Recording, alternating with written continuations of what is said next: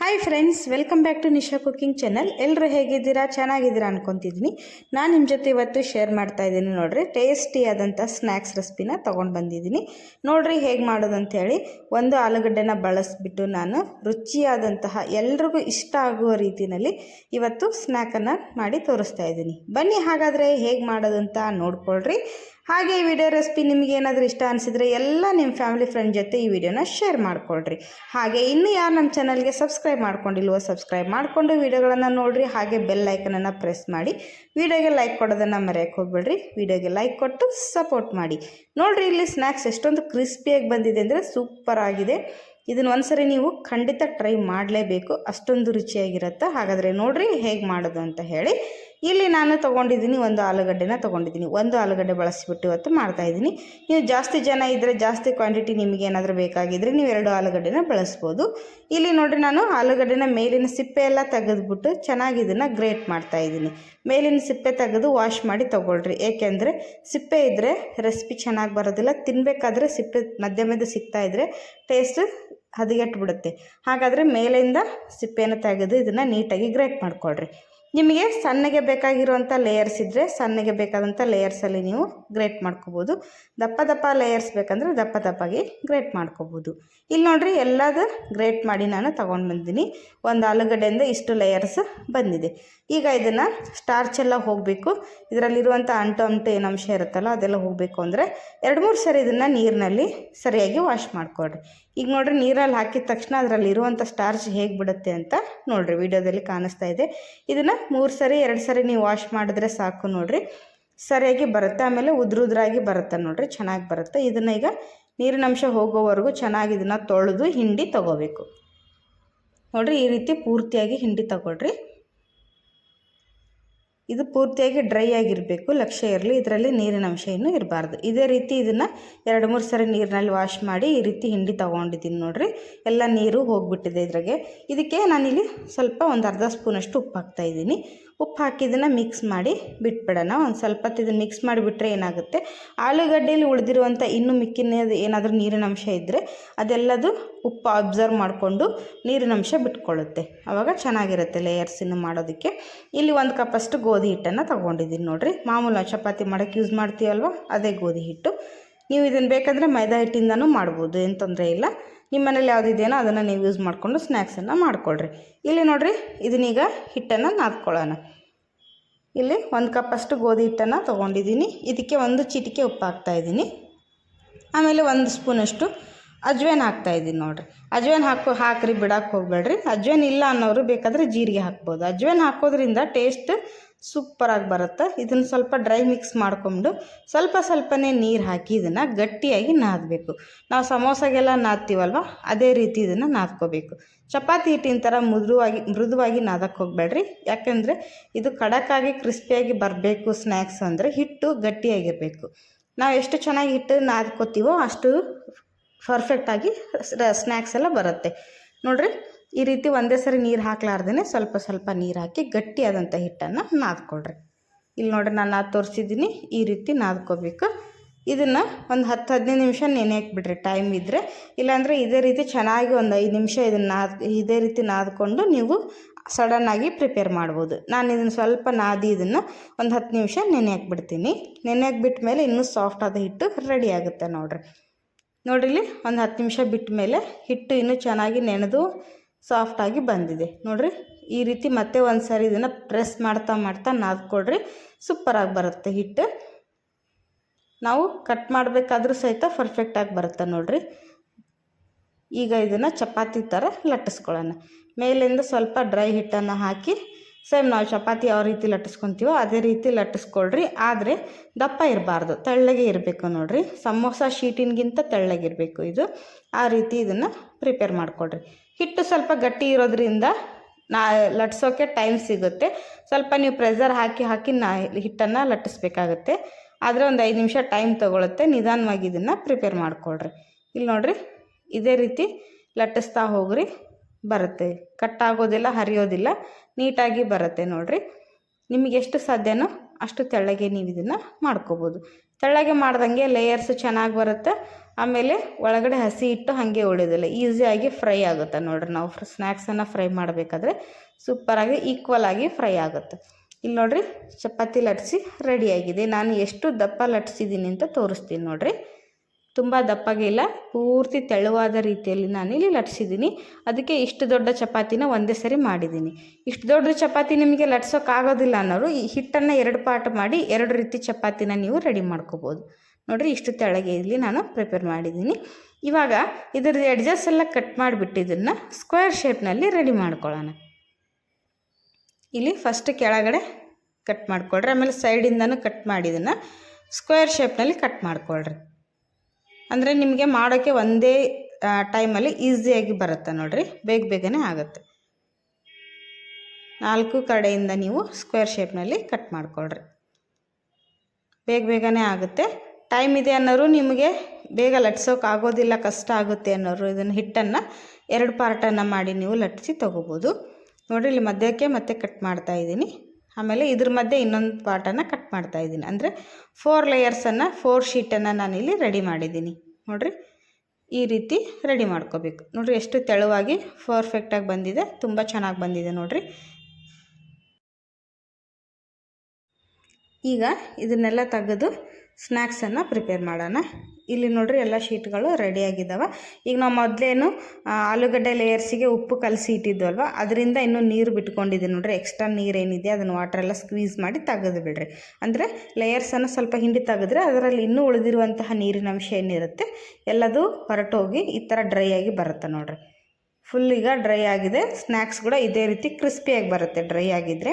ಇದಕ್ಕೆ ಸ್ವಲ್ಪ ಸ್ಪೈಸಸನ್ನು ಆ್ಯಡ್ ಮಾಡೋದನ್ನು ಇಲ್ಲಿ ನೋಡಿರಿ. ಹಸಿಮೆಣ್ಸಿನ್ಕಾಯಿನ ಹಾಕ್ತಾಯಿದ್ದೀನಿ ಕಟ್ ಮಾಡಿ. ನಾನು ಹಸಿಮೆಣ್ಸಿನ್ಕಾಯಿ ತಿನ್ನಲ್ಲಾರನೂ ಅಚ್ಚ ಖಾರದ ಪುಡಿನ ಹಾಕ್ಬೋದು. ಆಮೇಲೆ ಒಂದು ಅರ್ಧ ಟೀ ಸ್ಪೂನಷ್ಟು ಗರಂ ಮಸಾಲಾನ ಹಾಕ್ತಾಯಿದ್ದೀನಿ. ನಿಮ್ಮ ಹತ್ರ ಯಾವ ಮಸಾಲ ಇದೆಯೋ ಅದನ್ನು ಹಾಕ್ಬೋದು. ಚಿಕನ್ ಮಸಾಲ ಆಗಿರ್ಬೋದು, ಧನಿಯಾ ಪುಡಿ ಆಗಿರ್ಬೋದು, ಯಾವುದಾದ್ರೂ ಹಾಕ್ಬೋದು. ಸ್ವಲ್ಪ ಕೊತ್ತಂಬರಿ ಸೊಪ್ಪನ್ನು ಹಾಕ್ತಾಯಿದ್ದೀನಿ, ಸಣ್ಣಗೆ ಕಟ್ ಮಾಡಿ ಹಾಕ್ರಿ. ಆಮೇಲೆ ನೋಡಿರಿ ಇಲ್ಲಿ ನಾನು ಸ್ವಲ್ಪ ಪಾಲಕ್ ಸೊಪ್ಪನ್ನು ತೊಗೊಂಡಿದ್ದೀನಿ, ಅದನ್ನು ಕಟ್ ಮಾಡಿ ಹಾಕ್ತಾಯಿದ್ದೀನಿ ನೋಡಿರಿ. ಇದನ್ನು ಚೆನ್ನಾಗಿ ಒಂದು ಮಿಕ್ಸ್ ಮಾಡಿರಿ. ಅಂದರೆ ಜಾಸ್ತಿ ಮಸಾಲಾಸ್ ಏನು ಯೂಸ್ ಮಾಡಿಲ್ಲ, ನಮಗೆಲ್ಲ ಅವೈಲೇಬಲ್ ಇರುತ್ತೆ ಮನೇಲಿರುವಂಥ ಸಾಮಗ್ರಿಗಳನ್ನು ಬಳಸಿ ಮಾಡಿಕೊಂಡ್ರೆ ರುಚಿಯಾದಂಥ ಸ್ನ್ಯಾಕ್ಸನ್ನು ಪ್ರಿಪೇರ್ ಮಾಡ್ಬೋದು ನೋಡಿರಿ. ಇಲ್ಲಿ ನಾವು ಫಸ್ಟೇನು ಕಟ್ ಮಾಡ್ಕೊಂಡಿದ್ವಲ್ವ, ಆ ಹಿಟ್ಟಿನ ಶೀಟನ್ನು ತೊಗೊಂಡು ಅದ್ರ ಮೇಲೆ ಈಗ ರೆಡಿ ಮಾಡ್ಕೊಂಡಂಥ ಆಲೂ ಮಸಾಲಾನ ಸ್ಪ್ರೆಡ್ ಮಾಡಿಕೊಡ್ರಿ. ತೆಳ್ಳಗೆ ಸ್ಪ್ರೆಡ್ ಮಾಡಿಕೊಡ್ರಿ, ಎಲ್ಲ ಕಡೆ ಈಕ್ವಲ್ ಆಗಿ. ಅಂದರೆ ಒಂದೇ ಹತ್ರ ಮಸಾಲ ಕೂರಬಾರ್ದು, ಎಲ್ಲ ಕಡೆ ಈಕ್ವಲ್ ಆಗಿ ಸ್ಪ್ರೆಡ್ ಮಾಡಿದ್ರೆ ಟೇಸ್ಟ್ ಕೂಡ ಸೂಪರ್ ಆಗಿರುತ್ತೆ. ಆಮೇಲೆ ಒಂದೇ ಹತ್ರ ಆಲೂ ಮಸಾಲ ಉಳಿಯೋದಿಲ್ಲ ನೋಡಿರಿ, ಎಲ್ಲ ಕಡೆಯೂ ಸ್ಪೈಸಸ್ಸು ಈಸಿಯಾಗಿ ಸ್ಪ್ರೆಡ್ ಆಗುತ್ತೆ ನೋಡಿ. ಈ ರೀತಿ ಸ್ಪ್ರೆಡ್ ಮಾಡಿಕೊಂಡು ಮತ್ತೆ ಇದ್ರ ಮೇಲೆ ಮಿಕ್ಕಿರುವಂಥ ಶೀಟ್ಗಳನ್ನು ಹಾಕ್ರಿ ನೋಡಿ. ಈ ಥರ ಹಾಕಿ ಮತ್ತೆ ಇದ್ರ ಮೇಲೆ ಆಲೂ ಮಸಾಲನ ಹಾಕ್ಕೊಳ್ರಿ.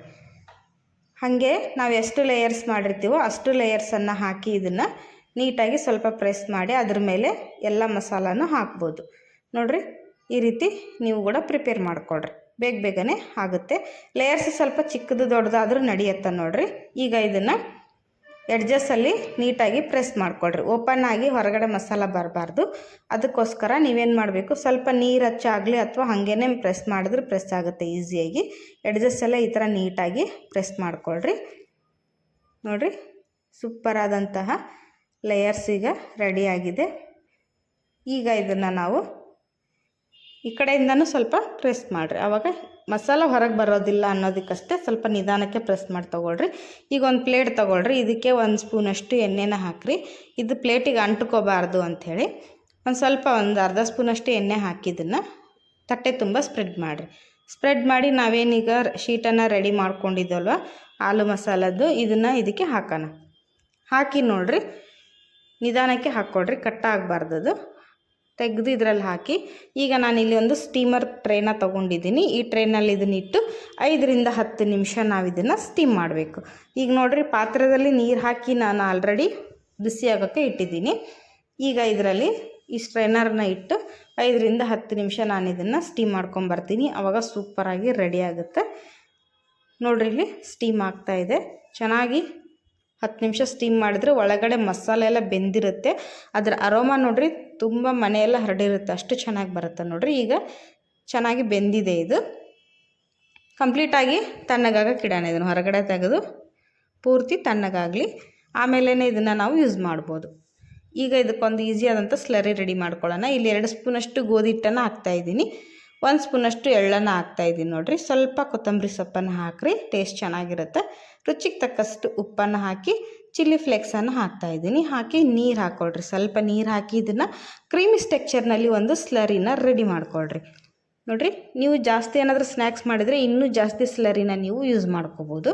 ನೋಡಿರಿ, ಈ ರೀತಿ ಇರಬೇಕು. ತುಂಬ ಗಟ್ಟಿಯಾಗಿರಬಾರ್ದು, ತುಂಬ ನೀರಾಗಿರಬಾರ್ದು. ಇಲ್ಲಿ ಸ್ಲರಿ ರೆಡಿ ಆಯಿತು.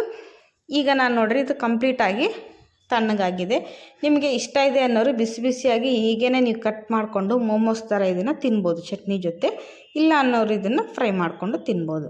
ನೋಡಿರಿ, ಇಲ್ಲಿ ನಾನು ಕಟ್ ಮಾಡ್ತಾಯಿದ್ದೀನಿ. ಒಳಗಡೆ ಯಾವ ರೀತಿ ಫ್ರೈ ಆಗಿದೆ ಅಂತ ನಿಮಗೆ ಗೊತ್ತಾಗುತ್ತೆ. ನೋಡಿರಿ, ಈಸಿಯಾಗಿ ಕಟ್ ಆಗುತ್ತೆ. ಅದೇ ನೀವು ಬಿಸಿ ಬಿಸಿಯಾಗಿರಬೇಕಾದ್ರೆ ಇಷ್ಟು ಈಸಿಯಾಗಿ ಕಟ್ ಆಗೋದಿಲ್ಲ. ಆಮೇಲೆ ಚಾಕುಗೆಲ್ಲ ಅಂಟ್ಕೊಂಡ್ಬಿಡುತ್ತೆ ಅದು. ನಿಮಗೆ ಯಾವ ರೀತಿ ಶೇಪ್ ಬೇಕೋ ಆ ರೀತಿ ಶೇಪಲ್ಲಿ ನೀವು ಇದನ್ನು ಕಟ್ ಮಾಡ್ಕೋಬೋದು. ತುಂಬ ಚೆನ್ನಾಗಿ ಬಂದಿದೆ ನೋಡಿರಿ. ನಾವು ಹಾಕಿರುವಂಥ ಪ್ರತಿಯೊಂದು ಲೇಯರ್ಸು ಒಳಗಡೆ ಸಾಫ್ಟಾಗಿ ಬೆಂದಿದೆ. ಟೇಸ್ಟ್ ಕೂಡ ಸೂಪರಾಗಿರುತ್ತೆ.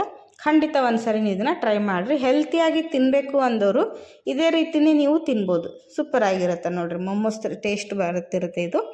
ಈಗ ಇದ್ರ ಮಧ್ಯಕ್ಕೆ ಇನ್ನೂ ಸರಿ ನಾನು ಕಟ್ ಮಾಡ್ತೀನಿ, ಅಂದರೆ ಸ್ಕ್ವೇರ್ ಶೇಪ್ನಲ್ಲಿ ಇವತ್ತು ಕಟ್ ಮಾಡ್ತಾಯಿದ್ದೀನಿ ನಾನು.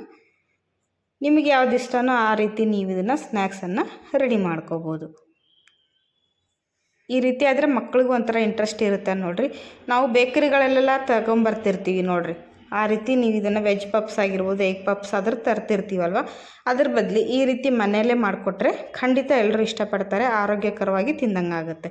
ನೋಡಿರಿ, ಇಲ್ಲಿ ಒಂದು ತವಾನ ಬಿಸಿ ಮಾಡೋಕ್ಕಿಡಿ. ಫ್ರೈ ಮಾಡೋಕ್ಕೆ ಬೇಕಾದಷ್ಟು ಎಣ್ಣೆ ಹಾಕಿ ಎಣ್ಣೆ ಬಿಸಿ ಮಾಡ್ಕೊಂಬಿಡ್ರಿ. ಫಸ್ಟೇ ಎಣ್ಣೆ ಬಿಸಿ ಹಾಕೋಕ್ಕೆ ಇಡಬೇಕು. ಎಣ್ಣೆ ಬಿಸಿ ಆದ ತಕ್ಷಣ ನಾವೇನು ಮಾಡಬೇಕು, ಈಗ ಕಟ್ ಮಾಡ್ಕೊಂಡಿದ್ವಲ್ಲ ಆ ಸ್ನ್ಯಾಕ್ಸನ್ನು ಸ್ಲರಿನಲ್ಲಿ ಹಾಕಿ ಅದರಲ್ಲೇ ಡಿಪ್ ಮಾಡಿರಿ. ಈ ಥರ ನೀವು ಸ್ಪೂನಿಂದನೂ ಹಾಕಿ ತೊಗೋಬೋದು. ಇಲ್ಲಾಂದರೆ ಕೈಯಿಂದ ಅಭ್ಯಾಸ ಇದೆ ಅಂದರೆ ನೀವು ಕೈಲಿಂದನೂ ಈಸಿಯಾಗಿ ಹಾಕ್ಬೋದು. ನಿಮ್ಗೆ ಯಾವ ರೀತಿ ಈಸಿ ಆಗುತ್ತೆ ನೋಡಿರಿ ಆ ರೀತಿ ನೀವು ಇದನ್ನು ಪ್ರಿಪೇರ್ ಮಾಡ್ಕೋಬೋದು. ನೋಡಿರಿ, ನೀವು ಸ್ಪೂನಿಂದ ಹಾಕಿದರೆ ಅದರಲ್ಲಿರುವಂಥ ಎಕ್ಸ್ಟ್ರಾ ನೀರಿನಂಶ ಏನಿರುತ್ತೆ ಸ್ಲರಿ ಎಲ್ಲ ಕೆಳಗೆ ಹಿಡ್ಕೊಂಡ್ಬಿಡುತ್ತೆ. ನೋಡಿರಿ, ಎಣ್ಣೆ ಚೆನ್ನಾಗಿ ಬಿಸಿ ಆದಮೇಲೆ ಹಾಕಿರಿ, ಆವಾಗ ಕೋಟಿಂಗ್ ನಿಲ್ಲುತ್ತೆ. ಇಲ್ಲಾಂದರೆ ಕೋಟಿಂಗ್ ಎಲ್ಲ ಬಿಟ್ಕೊಂಡು ಹೋಗ್ಬಿಡುತ್ತೆ. ನೋಡಿರಿ, ಇದೇ ರೀತಿ ಎಲ್ಲದನ್ನು ಹಾಕ್ಕೊಳ್ರಿ, ತುಂಬ ಚೆನ್ನಾಗಿ ಬರುತ್ತೆ ನೋಡಿ. ಸ್ವಲ್ಪ ಇದನ್ನು ಹಾಕಬೇಕಾದ್ರೆ ಎಣ್ಣೆಲಿ ಫ್ರೈ ಮಾಡಬೇಕಾದ್ರೆ ಹೈ ಫ್ಲೇಮ್ ಇಟ್ಕೊಳ್ರಿ. ಎಣ್ಣೆಲೆಲ್ಲ ಹಾಕಿದ ಮೇಲೆ ಲೋ ಫ್ಲೇಮ್ ಇಟ್ಕೊಂಡು ಫ್ರೈ ಮಾಡ್ಕೊಳ್ರಿ, ಅಂದರೆ ಒಳಗಡೆಯಿಂದನೂ ಸಹಿತ ಕ್ರಿಸ್ಪಿಯಾಗಿ ಸಾಫ್ಟಾಗಿ ಬರುತ್ತೆ ನೋಡಿ. ನಾವು ಹಾಕಿರೋಂಥ ಆಲೂ ಮಸಾಲ ಚೆನ್ನಾಗಿ ಫ್ರೈ ಆಗುತ್ತೆ, ಆವಾಗ ಟೇಸ್ಟು ತುಂಬ ಚೆನ್ನಾಗಿರುತ್ತೆ. ಈಗ ನೋಡಿರಿ, ಒಂದು ಕಡೆ ಚೆನ್ನಾಗಿ ಫ್ರೈ ಆಗಿದೆ. ಈಗ ಇದನ್ನು ತಿರುಗಿಸಾಕಿ ಎರಡೂ ಕಡೆ ಗೋಲ್ಡನ್ ಬ್ರೌನ್ ಬರೋವರೆಗೂ ಇದನ್ನು ಫ್ರೈ ಮಾಡಿಕೊಡ್ರಿ. ನೋಡಿ, ನಿಮಗೆ ಗೊತ್ತಾಗುತ್ತೆ ಬೆಂದಿದೆಯೇನೋ ಇಲ್ಲ ಅಂತ. ಕಲರ್ ಚೇಂಜ್ ಆದ ತಕ್ಷಣ ತಿರುಗಿಸಿ ಹಾಕಿದ್ರೆ ಚೆನ್ನಾಗಿ ಗೊತ್ತಾಗುತ್ತೆ. ಕ್ರಿಸ್ಪಿ ಆಗೋವರೆಗೂ ಇದನ್ನು ಫ್ರೈ ಮಾಡಿಕೊಂಡ್ರೆ ನೋಡಿರಿ, ನೀವು ಇದನ್ನು ಈಸಿಯಾಗಿ ಸ್ಟೋರ್ ಮಾಡಿ ಕೂಡ ಇಟ್ಕೋಬೋದು. ನೋಡಿ, ಇದನ್ನು ಒಂದು 2 ನಿಮಿಷ ಇದೇ ರೀತಿ ನಾನು ಫ್ರೈ ಆಗೋಕ್ಕೆ ಬಿಡ್ತೀನಿ. ನೋಡಿರಿ, ಲೋ ಫ್ಲೇಮ್ ಇಟ್ಟು ಬಿಟ್ಟಿದ್ದೆ ನಾನು. ಕಲರ್ ಕೂಡ ಸೂಪರಾಗಿ ಬಂದಿದೆ, ಖಡಕ್ಕಾಗಿ ಚೆನ್ನಾಗಿ ಬಂದಿರುತ್ತೆ ನೋಡಿರಿ. ತಿನ್ನೋಕೆ ಮಾತ್ರ ಭಾಳ ಮಜಾ ಇರುತ್ತೆ ಇದು. ಒಂದು ಸರಿ ನೀವು ಟ್ರೈ ಮಾಡಿ ನೋಡಿರಿ. ಆಮೇಲೆ ಇದಕ್ಕೆ ಯಾವುದೇ ಸಾಸ್ಗಳು ಬೇಕಾಗೋದಿಲ್ಲ, ನಾವು ಸ್ಪೈಸಸ್ ಎಲ್ಲ ಯೂಸ್ ಮಾಡಿರೋದ್ರಿಂದ ತಿನ್ನೋಕ್ಕೆ ತಿನ್ನೋಕ್ಕೆ ಚೆನ್ನಾಗಿರುತ್ತೆ ನೋಡಿ. ಈಗ ಇದನ್ನು ಚೆನ್ನಾಗಿ ಎಣ್ಣೆ ಬಸ್ತು ತಗೊಳ್ರಿ. ಎಲ್ಲದನ್ನು ಇದೇ ರೀತಿಯೇ ಪ್ರಿಪೇರ್ ಮಾಡಿಕೊಳ್ರಿ. ಒಂದು ಆಲೂಗಡ್ಡೆ ಮತ್ತು 1 ಕಪ್ ಗೋಧಿ ಹಿಟ್ಟನ್ನು ಬಳಸಿಬಿಟ್ಟು ನೋಡಿರಿ, ನೀವು ಎಲ್ಲರಿಗೂ ಆಗುವಷ್ಟು ಸ್ನ್ಯಾಕ್ಸನ್ನು ನೀವು ಪ್ರಿಪೇರ್ ಮಾಡ್ಬೋದು. ನೋಡ್ರಿ, ಇಲ್ಲಿ ಎಷ್ಟು ಚೆನ್ನಾಗಿ ಕಾಣಿಸ್ತಾ ಇದೆ ಅಂಥೇಳಿ, ಸೂಪರಾಗಿ ಬಂದಿದೆ.